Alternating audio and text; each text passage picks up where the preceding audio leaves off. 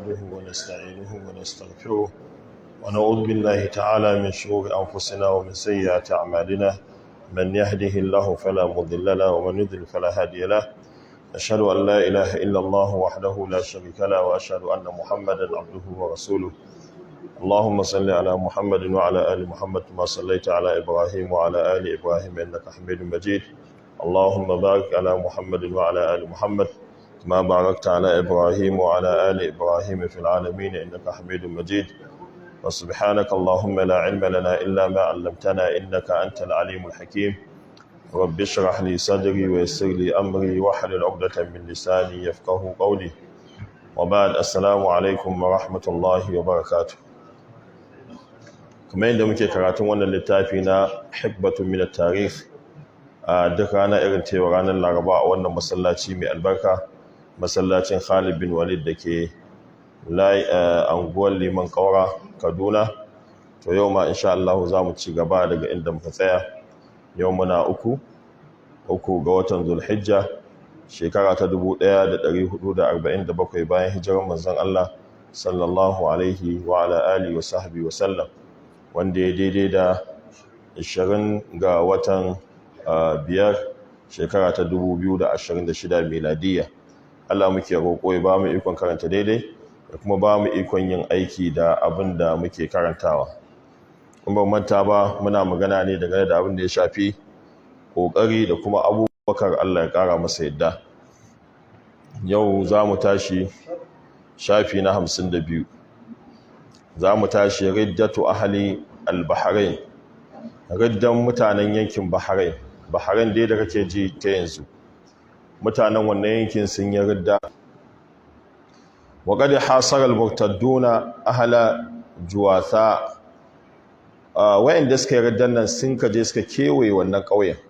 so sun san su ƙauyen basu bar musulunci ba suka kewaye su domin su yake su wa dayyaqu alaihim suka matsa musu hatta ja'u ju'an shadidan har sai da suka ji yunwa mai tsanani faqala qailuhum sai wani daga cikin su yake cewa wa huwa abdullah ibn hazaf shine abdullah dan hazaf yake cewa ya rubuta wasu abiyat domin a samu wanda zai kai kukan su zuwa ga sayyidina abubakar Allah ya kara masa yadda yake cewa ala abligh ababakar rasulan wa fitiyan al-madinati ajma'ina fahal lakum ila qaumin kiramin وعود في جواثا محصرين كأن دماءهم في كل فج شعاع الشمس يغشى الناظرين توكلنا على الرحمن إنا وجدنا النصر للمتوكلين yace ba wanda zai isar da saƙonmu ba wani ɗan saƙo da zai isar da saƙonmu zuwa ga abubakar da kuma matasan garin madina gaba ɗayansu fahallakum ila qaumin kiramin wa'udin fi juwatha muhsarina shin ba za ku kawo agaji ga wasu mutane ba masu karamci suna nan zaune a wani gari da ake cewa juwatha an kewaye su ka anna dima'ahum fi kulli fajjin kai ka ce jinin su yanda yake kwarara ta kowace hanya saboda suna ta kashe su shu'a ash-shamsi ka ce haske ne na rana yagshan nazirin yana lullube idan wanda yake kallon sa idan ka kalli rana haskenta yana dushe maka ido to yake siffanta jininsu yadda yake kwarara kaman yadda hasken rana yake yace tawakkalna ala rahmani inna mun yi tawakkali ga mai rahma inna wajadna an-nasra lil mutawakkilina lalle mu mun tabbatar samun nasara yana ga waɗanda suka yi tawakkali ga Allah kuma yadda Allah ya ce wa may yatawakkal ala Allah fahuwa hasbu duk wanda ya dogaro ga Allah to Allah ya isa masa to haka ya aike da wannan waƙe zuwa ga sayyidina Abubakar Allah ya kara musu yadda baki da waqad qama fihim rajulun minhum yuqalu lahu al-jarud ibn al-mu'alla khatiban wani mutumi a cikin su ana ce mai al-jarud ibn mu'alla ya miƙe a cikin su yana khutba fa kale yake cewa ya ma'ashar Abdul Qais ya ku taron mutanen Abdul Qais inni sa'ilukum an amrin ni zan tambaye ku wani al'amari fa akhbiruni ku bani labari in alimtumuhu idan kun san ansar abin da zan tambaye ku wala tujibuni in lam ta'lamu kada ku ansa mun idan ba ku sani ba faƙalu sal suka ce to yi tambayek faƙala ya ce a ta'alamuna annahu kana lillahi anbiya'un qabla muhammadin sallallahu alaihi wasallam ya ce kun san cewa kuna da ilimi da sanin cewa akwai annabawa gabanin manzon Allah sallallahu alaihi wasallam ƙalu suka ce na'am suka ce mun san wannan ƙala ta'alamuna au tarawnahu ya ce kun sani ne da ilimi ko kuna ganin hakan saboda akwai mace akan mutum ya karanta abu ya san shi akan wanda kuma yana ganin cewa ai ina ga kaza ne to wannan akwai bambanci wanda yana da hujja da dalili da zai iya faɗi dangane da abin da ya shafi shari'a da kuma wanda shi bai san komi ba sai dai ce ai ina ga kaza zai iya zama daidai ko kaza ba zai iya zama daidai ba yace to ku gaya min ilimi kuke da shi ko kuna gani ne qalu na'lamuhu suka ce wannan mun san shi da ilimi na gaske qala yace fama fa'alu yace to yancan annabawan da suka zo kafin manzo Allah sallallahu alaihi wasallam me suka yi suna ina qalu matu suka ce duk sun rasu sun bar duniya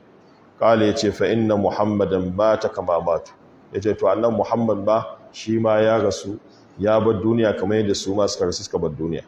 wa inni ashhadu an la ilaha illallah wa anna muhammadan rasulullahi sallallahu alaihi wasallam yace lalle ni ina mai shaidawa babu abun bauta da gaskiya sai Allah kuma lalle annabi muhammadu manzon Allah ne sallallahu alaihi wasallam faqalu sai suka ce wa nahnu aidan nashhadu an la ilaha illallah wa anna muhammadan rasulullah sallallahu alaihi wasallam suka ce to mu ma mun shaida babu abun bauta da gaskiya sai Allah kuma lalle annabi muhammadu manzon Allah ne sallallahu alaihi wasallam wa anta afdaluna wa sayyiduna suka ce kai ne mafificinmu kuma kai ne shugabanmu wa sabatu ala islami suka tabbata akan musuluncinsu shi yasa ake son duk inda aka kai kawo a samu wani jagora tsayayyen mutum da zai iya dawo da hankulan mutane zuwa ga jikinsu duk inda aka samu rudani mutane suka rude to dole a samu tabbatacci kamar yadda aka samu sayyidina Abubakar a cikin sahabbai Allah ya kara musu yadda kaga su ma wannan garin wannan mutumin Allah ya cece su saboda shi ya tsaya tsayin daka kuma suka tsaya akan addininsu wa arsala abubakar ila ahli al-bahrain sayyidina abubakar sai ya aika al-ala ibn al-hadrami ya tura wani sahabi da ake ce masa ala ya tura shi zuwa ga bahrain wa dhamma ilayhi sumama ibn uthal kuma sumama shi ma ya haɗu da shi wannan al'ala ɗin suka tafi walan maktaraba min jiyoshin murtaddin nazala wa nazalu lokacin da suka zo kusa da rundunar wa'anda suka yi raddan to sai shi shugaban nasu ya sauka su ma sauran rundunonin nasu ya suka sauka a nan wajajen fa bainamal muslimuna fil layl musulmai suna nan suna dako cikin dare in sami'a al'ala aswatan aliyatan fi jayshil murtaddin sai shi wannan ala shugaban jagoran yakin musulmai sai ya ji wasu sauti suna ɗagawa masu ƙara a cikin rundunar wa'anda suka yarda faƙala ya ce man rajulun yakshifu lana khabara haula wani mutum ne a cikin ku zai je ya binciko mana me ke faruwa a cikin wa'annan mutanen faƙama rajulun sai wani mutum ya tashi fa dakhala fihim ya je ya shiga cikin su fawajadahum sukara sai ya same su sun sha giya sun yi tatil duk suna maye la ya'qiluna min ash-sharab ba sa ma hankalin su duk ya gushi saboda abin da suka sha faraja ilaihi sai ya dawo zuwa ga shi fa akhbarahu ya bashi labari farakiba ala min fawrihi nan da nan ala ya hau dokin sa wal jaysh ma'ahu rundunarsa kuma su ma suka hau su ma suka tafi tare da shi faqataluhum suka yaƙe su suka kashe su wa qalla man haraba minhum kadan ne daga cikin su suka gudu to ana aka gama da su wayannan aka kwace su kuma wayancan mutanen da suke juwasa din ba'athu Khalidin ila al-Iraq tura Khalid da aka yi zuwa garin Iraki bayan da sayyidina Abubakar ya tabbatar da cewa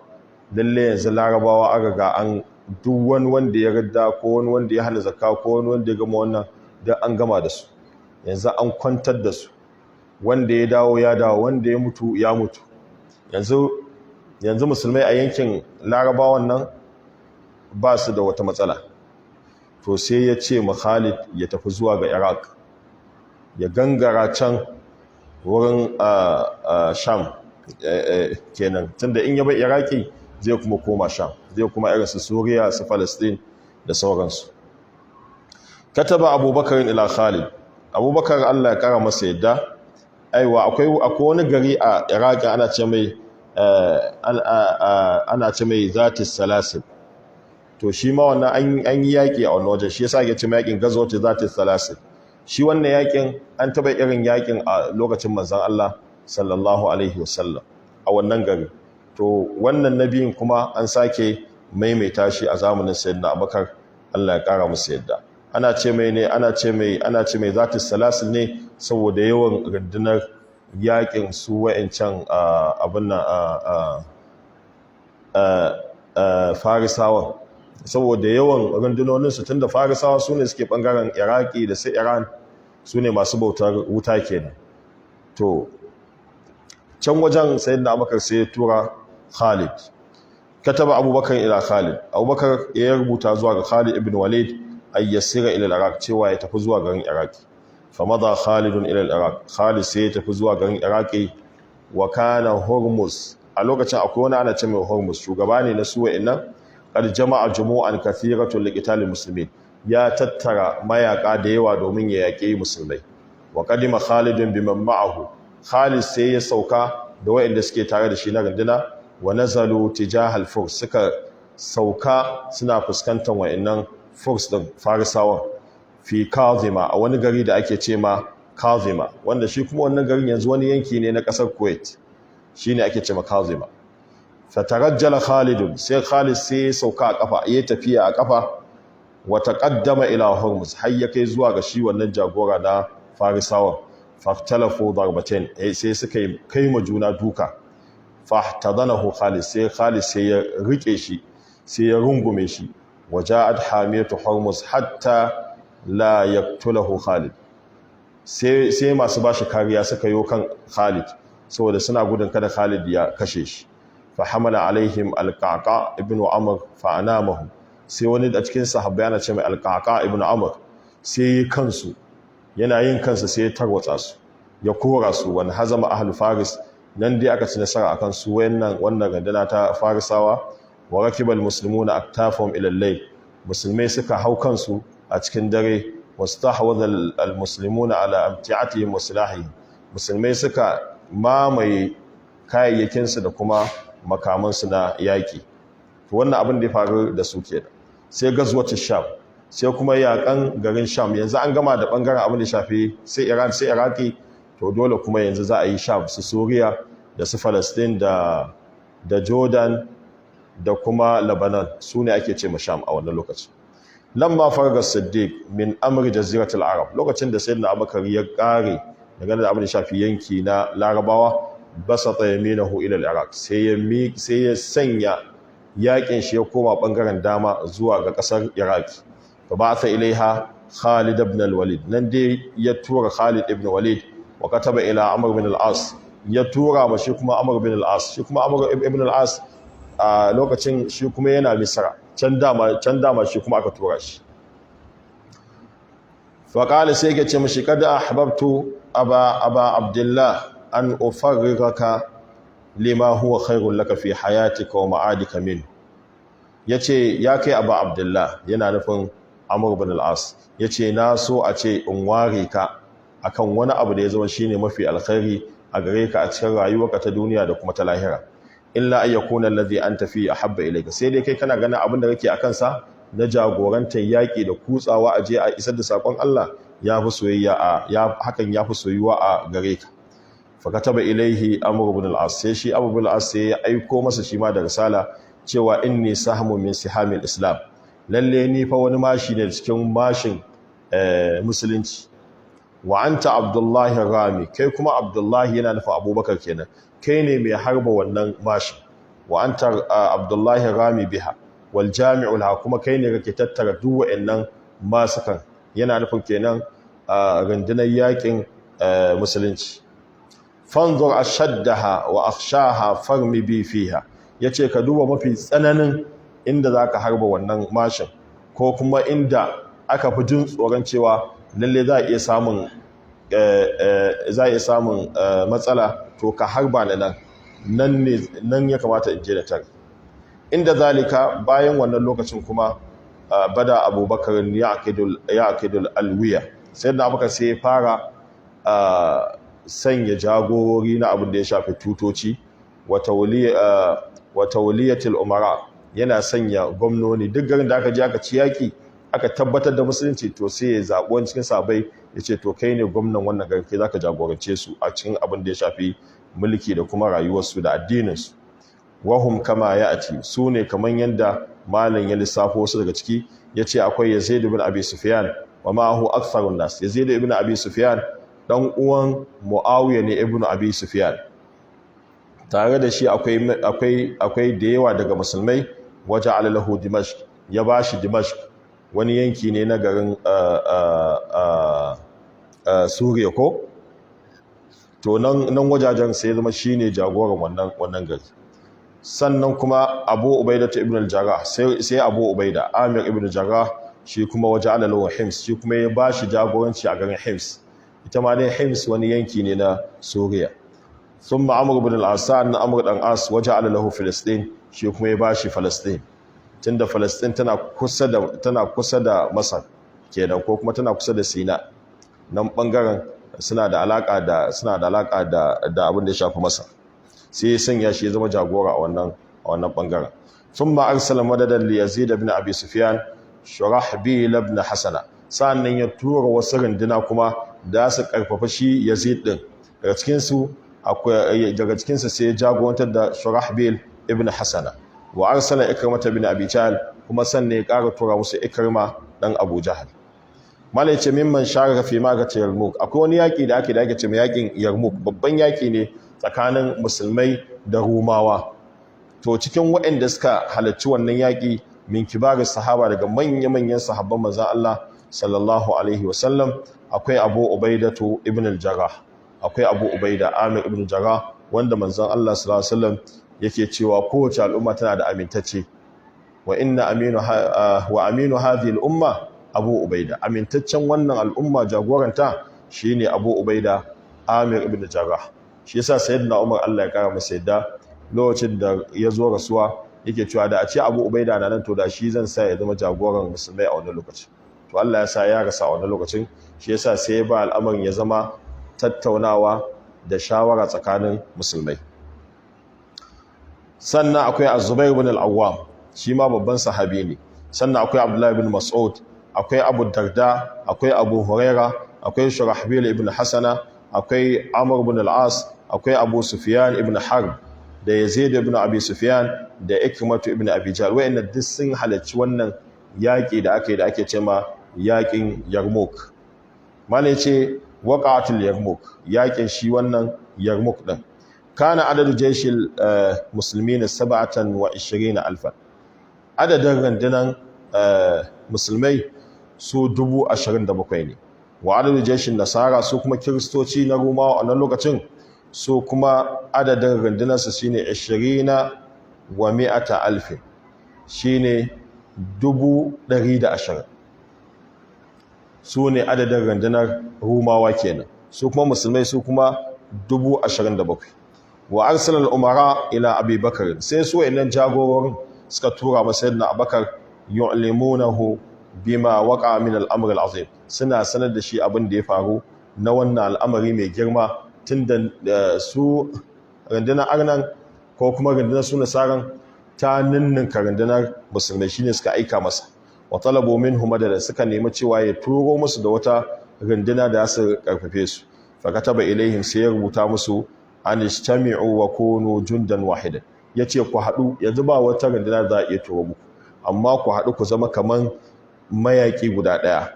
Fa antum ansarullah, lalle ku masu taimakon addinin Allah ne. Wallahu yansuru man yansuru, kuma Allah yana taimakon dukkan wanda ya taimaki addininsa. Wa yakhdhulu man yakfur, kuma yana tozarta da kaskantar da wanda ya kafirta. Walan yu'ta mithlukum an qilla, irin ku ba a cin nasara akan ku wai dan ba ku da yawa. Walakin min tilka'i dhunubi fahtarisu minha, sai dai ana cin nasara ne akan irin ku ta hanyar idan ku saba ma Allah kuna afkawa ga saban Allah to lalle za a ci nasara akan ku saboda haka fahtarisu minha ku yi kokari ku kiyaye kanku akan saban Allah sun makala abubakar sannan abubakar ya ce wallahi la ushghilanna nasara an wasawis ash-shaytan bi Khalid bin Walid sai na yace na rantse da Allah sai na shagaltar da nasara akan wasin da shedan ya dora su akai na barin addinin musulunci da kuma cuso wasu abubuwa dangane da abin da ya shafi addinin su zan yi hakan ta hanyar Khalid ibn Walid wa ba'atha ilayhi bil Iraq ya tura shi zuwa garin Iraki li yaqduma ila Sham sai ya tura ma Khalid tunda Khalid yana Iraki sai ya ce to ya je ya tattara rundunar shi ya tafi garin Sham wa in wasala ila Sham idan ya je garin Sham fa huwa al-amiru ala al-jami' to shine shugaban kowa duk rundunar da suke garin Sham na musulmai to za su zauna ga ƙarshen Khalid fastanaba Khalid al-Muthanna ibn Haritha sai Khalid sai ya kwafa jagorancin al-Muthanna ibn Haritha wa tawajjaha ila Sham ya tafi zuwa ga Sham ko kuma ya bar shi al-Muthanna ibn Haritha ya zama na'ibinsa a nan garin abin da shafi a Iraki wa tawajjaha ila Sham shi kuma sai ya tafi zuwa garin Sham musri'an yana mai gaggawa fi 9500 a cikin runduna 9,500 wasalaka tsokan lam yasluquha ahadun qablahu ikhtisaran lit-tariq yabo wata hanyar da ba wanda ya taba bin wannan hanyar a tarihi suna fadin cewa hanyar da Khalid ya bi daga Iraki ya je zuwa ga Sham to ba wanda ya bi wannan hanya ba wanda ya taba binta saboda yayi sauri saboda ya takaita tafiyar yayi sauri ya kai inda yake so yake fajtabal barari ya keta Sahara wal Kifari da yankin da zai wahala ka samu ruwa a wannan yankin ko kuma shuke-shuke haka ya bi wannan dajin wa qata al-awdiya ya bi wasu kwari tsakanin duwatsu kenan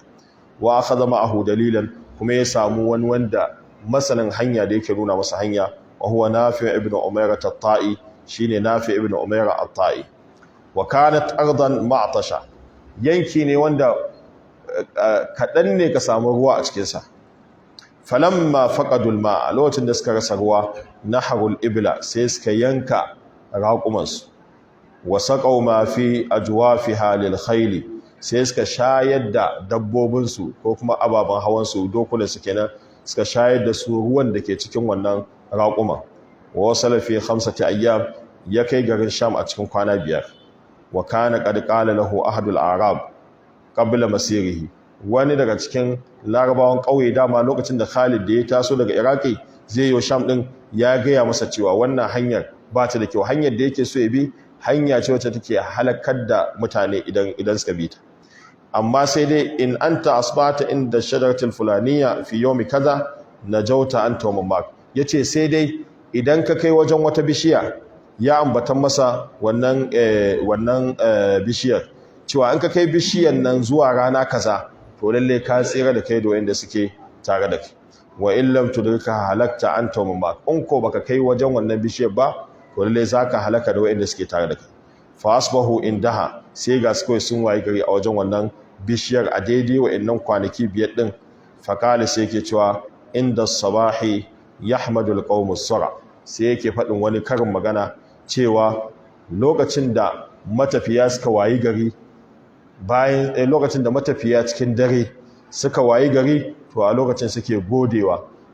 gode ma wannan tafiyar da suka yi a cikin dare sai abin sai ya zama karin magana fasarat mathalan sai ya zama karin magana wa kharaja rajulun min nasara al-arab sai ga wani mutumi ya fito ya haɗu da su daga cikin kiristocin larabawa ya jissu amrar sahaba yana bibiya yana leƙen asirin al'amarin sahabban manzon Allah sallallahu alaihi wasallam faqala sai da ya gansu sai ya koma yake giya ma shugabansu faqala yake cewa wajadtu qauman ruhbanan bil-layl na samu wasu irin mutane masu bauta a cikin dare idan dare yayi to zaka samu kowa ya koma gefe yana ganawa da mahaliccinsa shine ruhbanin bil-layl fawsanin bin-nahar kuma mayaka a cikin yini ba sa bacci za su kwana suna bauta Allah to wannan bauta Allah ita ce take sa musu ƙarfi kuma su tsaye kuma a filin daga da rana wallahi law saraqa fihim ibn malikihim fihim ibn malikihim laqata'uhu yace wallahi yanda na gansu da a ce dan shugaban su zai yi sata to wallahi da sai sun yanke masa hannu aw zana la rajamuhu da zai yi zina sai sun jefe shi fa qala lahu qa'iduhum sai shi shugaban Roma wannan sai yake ce masa wallahi la in kunta sadiqan na rantse da Allah in dai daga sai kake la batnul ardu khairun min zahriha lalle abin da ke cikin ƙasa to yafi abin da yake samanta kenan abin da ke zuciyarsu ko kuma abin da baka gani ba to yafi abin da ka gani dangane da wayannan sahabban falamma aqbala Khalid lokacin da Khalid ya zo min al-Iraq daga Iraqi laqiyahu rajulun min nasara al-Arab sai wani mutumi daga kiristocin Laraba sai ya hada shi fa qala lahu sai ya ce masa ma akthara Roma wa aqallal muslimin sai mutum yake cewa kai yana mamaki ko kuma yana ganin cewa rundunar Romawa suna da matukar yawa amma musulmai kuma ga su 'yan kaɗan faƙalar Khalid sai Khalid ya ce wailak kai canka a tukhawwifuni bi Rum shin kana so ka ba mu tsoro ne ka tsorata mu da Romawa ka ce suna da yawa mu kuma ba mu da yawa inna ma taksuru al-junud bin nas ka sani cewa rundunar yaƙi suna zama masu yawa ne lokacin da suka ci nasara wa taqillu bil khizlan kuma suna zama sannan kuma suna zama marasa yawa ne ta hanyar idan suka tozarta suka wulakanta la bi adadin rijal ba wai da yawan mazaje ba wallahi lawajadtu anna al-ashkar bara'a min wajhihi yace na rantse da Allah na so a ce ashkar yana nufin dokinsa kenan sunan shi ashkar ina ma ya warke daga rashin lafiyarsa wa annahum adhaful adad a ce ma sun fa haka yawa to da ashkar da nan to da ba zai damu ba wa talaba mahan qa'idur sai shi wannan mahan din shugaban rumawa sai ne ma ayyuqabila Khalid ibn Walid ya nemi cewa yana so ya haɗu da Khalid ibn Walid fa kharaja ilayhi Khalid sai ya fito zuwa gare shi fa kana yace fa qala mahan shi mahan din sai yake cewa inna kad alimna anna allazi akhrajakum min biladikum al-jahd wal-ju' yace lalle mu mun samu labari mun san cewa abin da ya fito da ku daga garinku shine talauci da kuma yunwa fa halummu ilayya uti kullu rajulin minkum 10 dananir wa kiswa wa ta'aman yace to ku zo zuwa gare ni kowannen ku zan bashi dinari 10 da kuma tufafi da kuma abinci wa tarji'una ila biladikum ku koma zuwa garinku fa idza kana al-aam al-muqbil ba'athna lakum bimithliha idan kuma shekara mai zuwa ma ta zo za mu aiko muku da irin wannan fa qala Khalid sai Khalid yace innahu lam yukhrijna min biladina ma zakart mu ba wannan bane bai fito da mu daga garuruwa gaira anna qaumun nashrabu ad-dima sai dai mu mutane ne da muke shan jini muke sha wa annahu balagana alla dama atyabu min dami rum faji'na lidhalika kuma mun ji labarin cewa ba wani jini da yafi dadin sha irin jinin Romawa shi yasa ka ga mu yanzu mun zo mu sha jinin ku ne ba abinci ya kawo mu ba mun riga mun koshi yanzu abin sha muke nema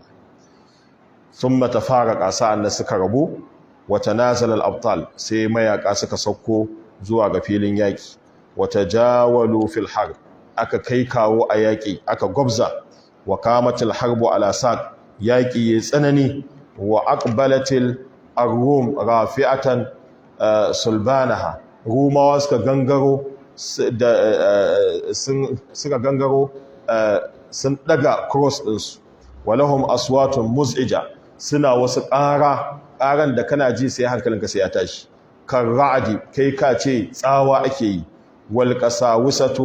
wal batariqatu tuharriduhum alal qital ga kuma fada su shugabannin cocin su sune suna ga cewa al qasawisa wal batariqa wayannan duk manya ne na wasu mukamai da suke a coci su kuma sun taho suna ziga su akan yaki wahum fi adadin wa uddatin lam yura misluha suna cikin shiri da yawa kuma da musulmai ba su taba gani irin wannan yawan ba a yaki wa hamalal muslimuna ala rum musulmai suka kai hari zuwa ga rumawa suka yi kansu hamalata rajulun wahid suka kai musu hari, suka yi kansu irin kamar kai ka ce mutum ɗaya ne zai kai hari a tare. Fankashafar romu wa faro, sai rumawa da suka tarwatse suka gudu. Wanta hatil ma'aikatu bi nasarin sahig lil musulmin, nan dai wannan yaƙi ya ƙare ta hanyar cin nasara mai girma daga musulmai suka ci nasara, aka rusa rumawa, wasu suka gudu, wasu kuma aka kakashe su.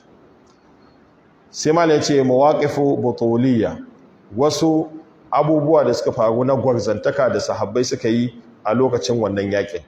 Kama Ikrimatu ibn Abi Jahl yawmal Yarmouk, Ikrima dan Abi Jahl ya miƙe a wannan yaƙin na Yarmouk, faƙala yake cewa qataltu rasulullahi sallallahu alaihi wasallam fi mawatina wa afirru minkum al-yawm, yace ni nan na yaƙi manzon Allah sallallahu alaihi wasallam a wurare da yawa kafin ya musulunta, yace yau kuma na musulunta, nazo ne in kankare wancan zunubin da na aikata, so da haka ba ta yadda za a yi na gudu yau a gaban ku.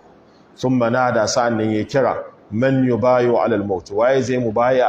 akan mutuwa. Fa baya'ahu ammuhu al-Harith ibn Hisham, sai amminsa Harith ibn Hisham sai masa mubaya'a, wa Dirar ibn al-Azwar da Dirar ibn al-Azwar, wa ma'ahuma 400 min fursal muslimin, tare da su kuma mutane 400 daga mayakan musulmai su masu suka musu mubaya'a. Wa qatalu qitalan mariran, suka yaƙi mai ɗaci mai tsanani, hatta qutila kathirun minhum, har sai da aka shi mafi yawa daga cikin su. Wa qad zakara al-mu'arrikhun, masu tarihi sun ambata cewa annahum lamma suri'u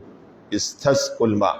lokacin da aka sumar da wasu daga cikin su aka ji musu ciwo, to sai suka nemi bayan an daddauko su an gama yaƙi ga suna an jera su, sai suka nemi a ba su ruwa su sha. Faji'a ilaihim bi sharbatin, sai aka kawo musu ruwa domin su sha.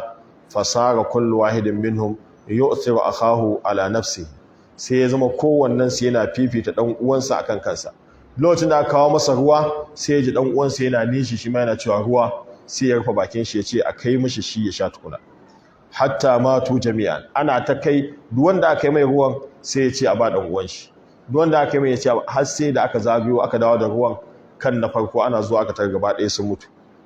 Walam yashrab minhum ahad, ba wani wanda ya sha wannan ruwa a cikin su. Wa akhadha almuslimuna kanisata Yohana, a wannan lokacin ne musulmai suka karbi wata kanisa, coci kenan da ake ce mata cocin Yohana. Fa qasamuha nisfaini, suka raba ta kashi biyu. Wa ja'alu nisfaha masjidan, suka sanya wani bangare nata ya zama masallaci. Wa nisful akhar kanisa, dayan kuma bangaren aka bar shi a coci. Wal masjidu yusamma al-yawm bi jami' Dimashq, shine dai wannan masallaci yanzu da ake cewa Jami'u Dimashq, babban masallaci ne a nan garin Suriya, ko kuma kace a babban garin aiwa Suriya shine Damascus, Dimashq kenan. To wannan kenan abin da ya faru a khalifancin Sayyidina Abubakar na gwagwarmaya da kuma kokarin tabbatar da addini da kuma kwantar da dukkan wanda yake so ya kawo ta tarzoma da tashin hankali a cikin addinin musulunci. Wannan shine kokarin da Sayyidina Abubakar yayi na ganin cewa lalle ya tabbatar da musulmai domin su fuskanci manya-manyan abubuwan da suke gabansa na yada addini a duniya baki ɗayansa. Wannan kenan shine dai abin da kaji, shine kuma abin da ya faru. Sahabban nan gaba ɗaya na Makka da Madina su suka tsaya suka yi wannan yakin a ƙarƙashin jagoranci na shi Sayyidina Abubakar da kuma shawarwarin manya-manyan sahabbai Sayyidina Umar da Sayyidina Aliyu da Usman da sauran sahabban da manya-manya ne a gaban manzon Allah sallallahu alaihi wasallam. In abin da ka ji saɓanin wannan to bai faru ba, so da ka dai inda ka ji wani abu na suka ga sahabbai saɓanin wannan abin da ka kanta, to ka tabbatar cewa wasu ne suka ƙirƙiro shi. Ya kamata su baka dalili cewa ina suka ji, su baka isnadin wanda suka ji wannan abubuwan da suka faru. Inda suka baka isnadin, in kai mai ilimi ne sai ka je ka bibi wa'annan malaman ko kuma mutanen da aka jiyo labarin dangane da su, zaka samu lalle ba mutane bane wa'anda ake an san labarinsu. Allah ya samu dace. Anan zamu tsaya insha Allah, sai kuma bayan sallah ko kila zai zama ranar sallah, rana ce kila irin ta yau ko yawwa, to bayan sallah insha Allah sai mu dawo. Amin amin. Kar dai mu manta cewa sai mu fara daga khilafancin sayyidina Umar Allah ya kara masa yadda. Kan mu manta cewa wayannan kwanaki goma lalle kwanaki ne da ake bukatan ibada a cikin su. Manzon Allah sallallahu alaihi wasallam ya faɗa masahabbai cewa lalle ba wasu kwanaki da aiki ya zama mafi soyuwa da mafi falala a wurin Allah fiye da wayannan kwanaki. Duk wani aiki da ka sani yanzu salloli da kake yi na farillan nan ko to sun fi sallolin da kake a duk wasu kwanaki da ba wayannan kwanaki goma ba.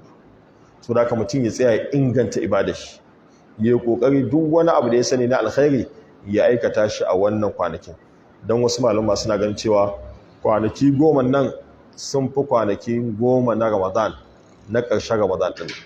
Kawo kwanaki ne ba a wasa a cikin, saboda sun haɗa abubuwa da yawa. Duk wani nau'i na ibada akwai sa a cikin wa'annan mene kwanakin. Sannan uwa uba ma akwai Arafa a rana ta 9 ga wata, sannan ranar 10 ga wata akwai yawmul hajjil akbar, ranar babbar sallah kenan. Kuma rana ce da da kusan duk aikin hajji a wannan kwanakin ake shi, mafi girman shi. Za a je a yi bayan an bar Muzdalifa, za a je a yi jifa, bayan an yi jifa za a gangara a je a yi tawafi, a yi sa'ayi, a dawo a yi yanka, a yi aski. Duk manya-manyan ayyukan aikin hajji za ka samu a wannan ranar babbar sallan ake yin su. So da aka lalle mu ribaci wa'annan kwanaki, ba tsaya mai abin da ya dace a cikinsu. Mutum ya rage wasu ayyuka, ya tsaya ya yi ibada, saboda za su wuce, suna wucewa kuma shi kenan. Saboda haka lalle a dage. Hamman za su sabai suke ce maza salam, to ya rasu la hajji hadi, maza ya ce hajji hadi. Wanda zai iya a ce ya kwatanta wani, zai iya kamo wanda ya aiki a wa'annan kwanaki, shine misali mutumin da ya dauki dukiyarsa da ƴaƴayensa da iyalansa da kowa ya tafi ɗaukaka addinin Allah bai dawo da komi ba. To kila wannan shine zai iya samun ladan da wanda ya aikin alkhairi a wayannan kwanakin zai samu. To da komi mai inganta shi, baka shafa'i da wuturi ka dawo kan kai, baka rakatayil fajr raka biyu da ake kafin sallah asuba ka dage karkai, baka yin sunan da rawatib na filfili da ake su kafin salloli na farilla da bayan sallolin farilla, mutum ya dage ya rikai.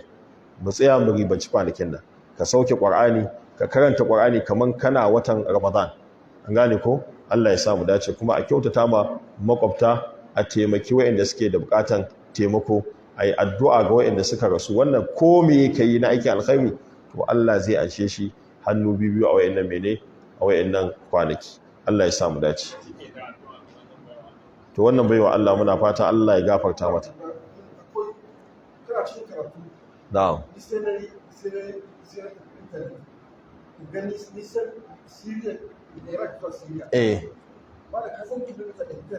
To 900 kwana 5.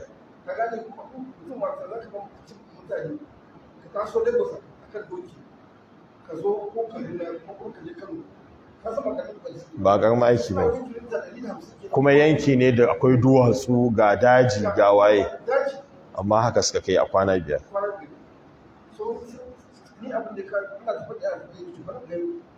Sahabban kenan. Yau kuma wani zai zama addinin shi shine zagin wayan. Suna zuwa babu bata lokaci, kuma duk inda suka yada zango sallah suke cikin dare, ba wai bacci suke ba. Haka sahabban manzo Allah, shi yasa Allah ne ya tattale su. Shi yasa Allah ya ce ya bada tarihin sa a cikin at-taura, ya bada tarihin su kuma a cikin injila, ya faɗi siffofin su. Yace Muhammad wallazina ma'ahu ashidda'u 'alal kufar ruhama'u bainahum tarahum ruk'an sujadan yabtaguna fadlan min Allah wa ridwan simahum fi wujuhihim min athar as-sujud dhalika mathaluhum fi at-taura wa mathaluhum fi al-injil kazar'in akhraja shat'ahu fa'azarahu fastaghlada fastawa 'ala suqi. Shi yasa kiristocin wancan lokacin suna ganin su suke gane su, saboda sun karanta su a littafin su, sun san suwaye sahabban manzon Allah sallallahu alaihi wasallam. So da haka Allah ya samu dace, Allah ya ba mu ikon yin koyi da su. Rabbana atina fid dunya hasana wa fil akhirati hasana wa qina adhaban nar. Wannan baiwa Allah ya gafarta mata, Allah ya kai haske a kabarinta, Allah ya sa ƙarshen wahala ta kenan. Ƴan uwa da suka ga mu da gaskiya Allah ya gafarta musu. Wannan Alhaji baban gida shi ma akwai ƴan uwa iyalin shi ita ma da ta rasu, bayan kuma ta rasu kuma wata ƴar ita ma ta zo ta rasu. wurin haihuwa. Muna fata Allah ya gafarta musu, Allah ya kai haske a kabarinsu, da dukkan sauran musulmai da suka gamu gidan gaskiya Allah ya gafarta musu. Kuma ta mu ta zo Allah sa mu cika da imani. ربنا آتنا في الدنيا حسنة وفي الآخرة حسنة وقنا عذاب النار. ربنا لا تزغ قلوبنا بعد إذ هديتنا وهب لنا من لدنك رحمة الوهاب. ربنا فاغفر لنا ذنوبنا وكفر عنا سيئاتنا وتوفنا مع الأبرار. سبحان ربك رب العزة عما يصفون وسلام على المرسلين الحمد لله رب العالمين.